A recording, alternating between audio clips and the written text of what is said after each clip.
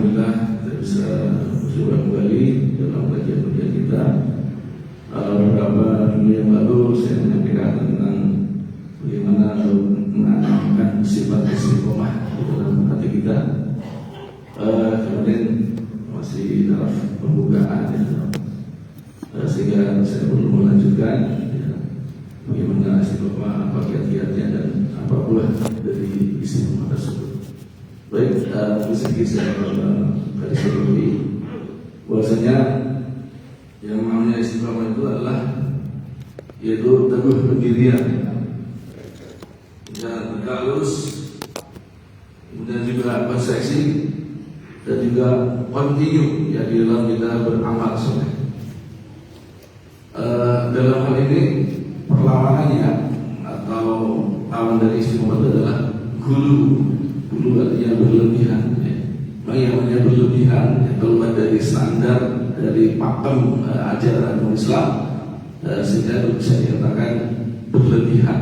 Ketika kita berdoa kemudian membaca takbir terus beberapa kali sampai di luar kesadaran dulu namanya. Hadirin yang dirahmati Allah Subhanahu wa taala. Kemudian dalil daripada istiqomah sendiri itu kita bisa lihat di dalam Quran surat Hud ayat 112. A'udzubillahi minasyaitonir rajim. Bismillahirrahmanirrahim. Fastaqim kama umirta wa man taba ma'aka wa la taghaw innahu bima ta'maluna basir. Maka tetaplah kamu pada jalan yang benar sebagaimana diperintahkan kepadamu dan juga orang-orang yang telah bertobat bersama kamu, dan janganlah kamu melampaui batas atau belum. Sesungguhnya dia melihat dan lagi melihat dan apa kamu kerjakan, ya, apa yang kamu kerjakan. Surat ayat 112. Hadirin yang dirahmati Allah Taala. Beberapa hari lalu saya menyampaikan ada dimensi, ya, 3 dimensi yang terkait dengan istiqomah itu. Dimensi yang pertama adalah yaitu terkait dengan hati. Dimensi di mana hati ini dibagi menjadi 2. Dimensi hati itu yaitu dimensi secara umum dan dimensi secara khusus. Di mana yang dimensi secara umum itu maksudnya adalah bagaimana kita ketika kita sudah beriman kepada Allah SWT, kita mempertahankan ilmu tersebut dalam kehidupan kita sampai kita meninggal dunia. Nah, ini kan saya kira berat juga. Kita berada di dalam kebenaran, di dalam kerjakan yang benar yang diperintahkan Allah SWT, menjauhi segala larangan-larangannya. Padahal kita tahu bahwa kita diciptakan dalam keadaan perubahan yang salah. Nah, itu adalah pertentangan yang sangat sungguh-sungguh untuk bisa kita mujahadah, untuk bisa melaksanakan tersebut. Bagaimana kita mempertahankan keimanan kita sampai akhir kita. Maka dalam surat Al-Imran ayat 102, A'udzubillahi minasyaitonir rajim. Bismillahirrahmanirrahim. Ya ayyuhalladzina amanu taqullaha haqqa tuqatih wa la tamutunna illa wa antum muslimun. Hai orang yang beriman, bertakwalah kepada Allah sebenar-benar takwa, dan janganlah kamu sekali mati melainkan dalam keadaan beragama Islam.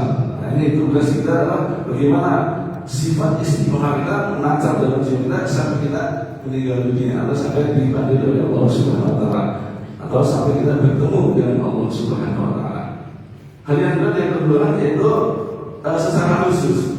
Kalau dimensi istiqomah secara khusus adalah terkait dengan bagaimana kita keikhlasan dalam kita beribadah kepada Allah Subhanahu wa taala. Maka wa ma umiru illa liya'budullaha mukhlishina lahu-d-din. Tidaklah Allah bertahan kamu untuk beragama beribadah kecuali hanya untuk mengikhlaskan dalam agama tersebut. Hadirin yang dirahmati Allah Taala, adalah bagaimana kita keikhlasan bisa tertanam di dalam setiap amalan yang kita kerjakan. Jadi inama dunia sesungguhnya amal itu tergantung pada niatnya. Istiqomah akan bisa dicapai kalau kita ibadah kita adalah niat betul-betul lurus dengan Allah Subhanahu wa taala. Hadirin yang dirahmati Allah Taala, kemudian yang dimensi yang kedua yang kita sampaikan adalah dimensi yaitu di dalam lisan. Nah, ketika istiqomah di dalam hal lisan, ya di dalam kita menjaga lisan ini, itu betul-betul bisa kita pertahankan apa? Yaitu kita beriman kepada Allah Subhanahu wa taala sampai hati kita juga beristiqomah, dan juga istiqomah hati juga sampai istiqomah, lisannya juga sampai istiqomah. Tidak ada urutannya. ya, dari iman dan hati dan lisan. Dari mana hadis riwayat Ahmad menyatakan Bismillahirrahmanirrahim. An Anas bin Malik qala Rasulullah sallallahu alaihi wasallam la yastaqim imanun abdi hatta yastaqim qalbuhu wa la yastaqim qalbuhu hatta yastaqim lisanuhu. Dari Anas bin Malik yang berkata Rasulullah SAW bersabda, tidak akan istiqomah keimanan seseorang hamba sampai hatinya istiqomah, dan tidak akan beristiqomah hatinya sampai istiqomah lisannya. Dari dimensi hati sudah kita tercapai, kemudian dimensi lisan sudah kita capai dengan istiqomah tersebut. Jadi yang dirahmati Allah Taala, maka ketika lisan berucap berkata itu harus berkata yang benar, yang bermanfaat, yang diberi Allah Taala, bukan ucapan-ucapan yang itu memang mungkin jorok, mungkin tidak bermanfaat, sia-sia, dan mungkin menyinggung orang lain, itu kita hindari. Ya. Jadi itu termasuk atau tercermin dari hati nurani kita. Kalau hati kita baik, insya Allah kata-kata kita baik. Kalau hati kita buruk atau kotor, maka ucapan-ucapan menjadi kotor atau tidak bermanfaat. Jadi itu yang dirahmati Allah Taala. Kemudian dimensi yang ketiga adalah dimensi dalam beramal. Nah ini dalam beramal tadi yang dirahmati Allah Taala, maka kita pun harus bagaimana untuk menanamkan sifat istiqomah, yaitu dengan cara banyak-banyak beramal, bisa meningkatkan amal kita ini, bisa melalui kajian-kajian tentang ilmu, ya. Kemudian kita menanamkan atau memperbanyak ya, secara kuantitas amalan-amalan, sehingga kita betul-betul bisa beristiqomah dalam mengerjakan amal tersebut. Nah kemudian amalan yang terbaik di sisi Allah adalah amalan yang meskipun itu sedikit tapi kontinu. Nah, di sini letaknya adalah bukan menekannya pada jumlahnya besar ya, tapi adalah penekannya pada kontinuitasnya. Itu yang dipentingkan. Di sini hadis riwayat Bukhari dari Aisyah, an Aisyah radhiyallahu anha anna Nabi sallallahu alaihi wasallam qala wa anna ahabba a'malin ila Allah atwamuha wa inqam. Dari Aisyah radhiyallahu anha, sesungguhnya Nabi bersabda, dan sesungguhnya amal yang paling dicintai Allah adalah amal yang langgan meskipun sedikit. Nah ini hadis yang dirahmati Allah Taala, bagaimana kita akan bisa menjalankan satu kewajiban, ya, dan yang sunnah-sunnah, ya, yang dianjurkan itu betul-betul bisa kita laksanakan. Kalau kewajiban tentu tidak boleh, ya, untuk kita tinggalkan. Sedangkan amal-amal sunnah, ya, boleh tidak, tapi itu pahalanya sangat besar. Bagaimana diusahakan untuk kita laksanakan.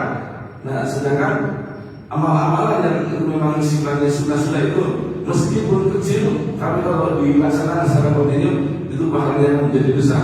Itulah yang dicintai oleh Allah Subhanahu Wa Taala. Nah, kalau kita sudah dicintai oleh Allah Subhanahu Wa Taala, maka tentu kita akan mendapatkan manfaat yang besar di sisi Allah Subhanahu Wa Taala. Kita akan diridhoi, kita akan disayang, kita akan dirahmati Allah Subhanahu Wa Taala, sehingga kehidupan kita akan menjadi tentram, lancar, kemudian kita senantiasa dibimbing oleh Allah Subhanahu Wa Taala, dipetunjuk oleh Allah Subhanahu Wa Taala. Hadirin yang dirahmati Allah Subhanahu Wa Taala. Nah, kemudian kita masuk ke bagaimana hal-hal yang melahirkan istiqomah. Hal-hal yang melahirkan istiqomah di sini ada 4 hal. Yang pertama adalah ikhlas kepada Allah Taala. Kembali ketika kita melaksanakan suatu amalan harus dijalankan dengan keikhlasan. Tanpa keikhlasan maka amal kita akan sia-sia. Nah, maka ada 2 hal. Amalan harus dilandasi dengan keikhlasan, karena keikhlasan adalah ruh dari ibadah itu sendiri. Tanpa ruh dari ibadah itu sendiri maka akan sia-sia. Begitu juga kalau kita ikhlas, tapi kalau amal itu menyimpang dari ajaran agama Islam atau berlebihan, maka itu juga akan sia-sia juga, karena tidak diterima oleh Allah Subhanahu Wa Taala. Maka yang kedua terkait dengan keikhlasan adalah itu mengikuti sunnah Rasulullah Sallallahu Alaihi Wasallam. Nah, dalam hal ini saya akan menyampaikan satu hadis dari riwayat Ahmad. Likulli amalin syiratun wa likulli syiratun fatratun. Faman kana fatratuhu illa sunnati faqad aflaha. Waman kana ilahi ghairu dzalik faqad halaka. Ya, artinya setiap amal memiliki puncak. Setiap amal memiliki puncak, dan setiap puncak memiliki masa penurunan. Barang siapa yang masa penurunannya berada pada sunnahku, ia benar-benar beruntung. Dan barang siapa yang masa penurunannya pada selain itu menjadi luar sunnah Nabi, maka ia telah binasa. Hadis riwayat Ahmad. Hadirin yang dirahmati Allah Taala, saya garis sedikit ya. Ketika kita beribadah memang ada masa-masa puncak. Contoh misalnya ketika kita Ramadan, ya, di Ramadan puncaknya kapan? Yaitu ketika 10 akhir Ramadan, di mana di situ ada malam Lailatul Qadar. Maka orang Islam, orang beriman mengejar, ya, berbondong-bondong bagaimana agar bisa mencapai atau mendapatkan Lailatul Qadar. Nah, ketika sudah lewat daripada 10 Ramadan, 10 akhir Ramadan ya, karena Lailatul Qadar kan juga hilang juga, ada sekali kan datangnya. Nah, itu puncak. Jadi puncak itu adalah bagaimana orang itu bisa mencapai puncak derajat daripada itu, lalu lama-lama akan turun. Nah, ini kan sudah sunatullah ya. Dan kalau segala sesuatu itu pasti akan mencapai puncaknya, tapi setelah puncak maka akan turun. Nah, ketika dalam turun ini itu ya kita tetap harus tetap rel daripada ajaran yang ditetapkan oleh Allah dan melalui Rasulullah SAW. Kalau itu di luar rel, maka itu tidak akan merugi. Sedangkan kalau di dalam rel, berarti tidak akan beruntung. Hadirin yang dirahmati Allah, contoh yang kedua adalah ketika kita bulan Zulhijjah ini. Bulan Zulhijjah, puncak Zulhijjah apa? Yaitu ketika itu berubah, ya 10 awal ya. 10 awal Zulhijjah, tanggal 1 sampai 10 itu puncaknya. Ada setelah puncak tanggal 10, kemudian ada tasrik, dan ada setelah tasrik, dan ada penurunan. Ya. Dalam arti ibadah itu pasti ada puncaknya. Ya, bukan berarti kita terus saya tidak sholat lagi, tidak sholat sunnah lagi, bukan seperti itu. Maksudnya ada ibadah yang itu memang harus dilaksanakan dalam misalnya kurun setahun atau kurun dalam waktu sebulanan, itu namanya puncaknya.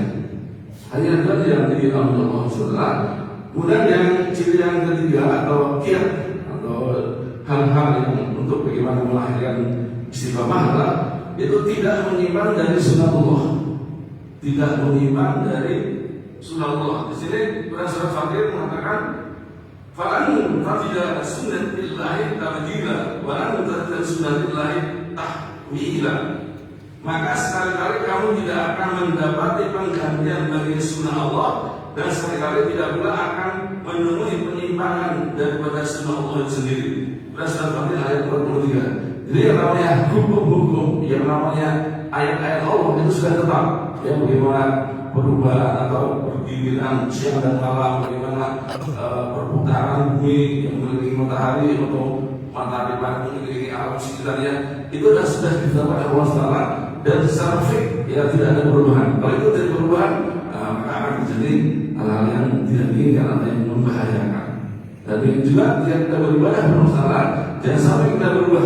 Kita sudah sholat kewajiban sudah dilaksanakan. Kalau itu dilaksanakan, insya Allah itu adalah di rel yang betul di sisi Allah Taala. Kalau itu di luar rel itu, maka itu namanya penyimpangan atau gulu tadi, menjadi berlebihan. Dan yang keempat adalah bagaimana kita bisa menghindari daripada gulu. Adalah ini ayat itu berasal Al-Qur'an ayat 67 mengatakan, "Walladzina idza anfaqu lam yusiru wa lam yaqturu wa kana baina dzalika qawama."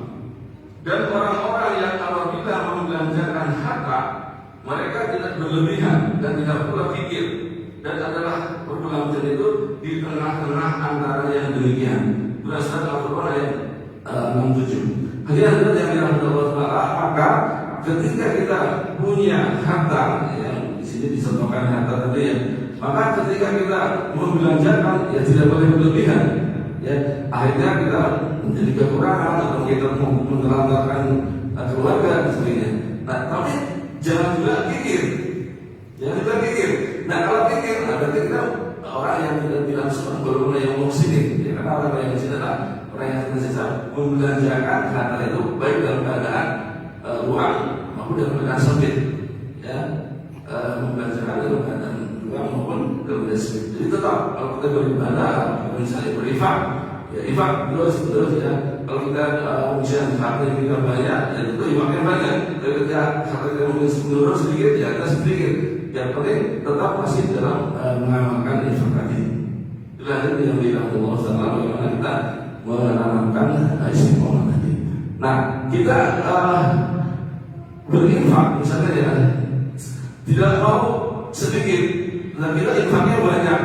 Nah, ketika infaknya kita tidak bisa banyak, maka tidak berinfak. Nah, itu tidak keliru, ya.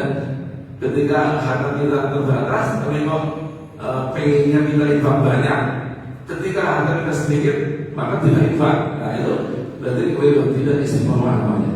Maka hati-hati yang tidak bermasalah. Kalau kita ingin tetap istiqomah, maka kita harus mempertimbangkan bagaimana pembelanjaan harta kita ini. Jangan sampai kita hasilnya lowong, ya, tidak menginfakkan harta kita. Jadi yang dirahmati Allah Taala terakhir, yaitu buah daripada istiqomah. Ya.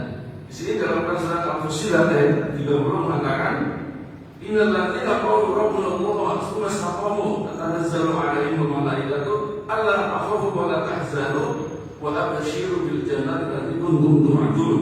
Sesungguhnya orang-orang yang mengatakan Tuhan kami adalah Allah, kemudian mereka meneguhkan pendirian mereka, maka malaikat akan turun kepada mereka dengan mengatakan janganlah kamu takut dan janganlah kamu rasa sedih, dan gembiralah mereka dengan jannah, dengan surga yang telah dianjurkan atau dijanjikan Allah kepadamu.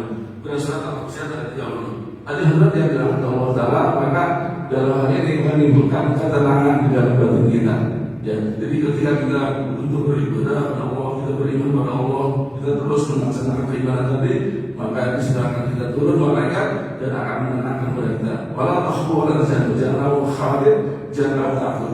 Jadi kita tidak ada kekhawatiran di sini. Ya, kekhawatiran kita dalam harta benda dan bagaimana besok hari orang makan atau tidak, ya tidak perlu sedih dalam segala hal apapun. Nah, itulah kalau kita menjadi orang yang beristiqomah. Ini demikian dulu apa yang baru saya sampaikan dalam tempatnya untuk bagaimana kita menantapkan hati kita untuk bagaimana kita beristiqomah dalam menjalankan kewajiban dan menjalankan sunnah-sunnah apa yang dianjurkan oleh agama kita. Demikian mari kita akhiri dengan bahasa dalam surat Al-Asr. Bismillahirrahmanirrahim. Wal 'asri innal insana lafi khusr ya alladzina amanu bis-solihati wa tawassaw bil haqqi wa tawassaw bis sabr. Terima kasih atas perhatian. Allah pada kekurangannya. Billahi taufiq wal hidayah. Wassalamualaikum warahmatullahi wabarakatuh.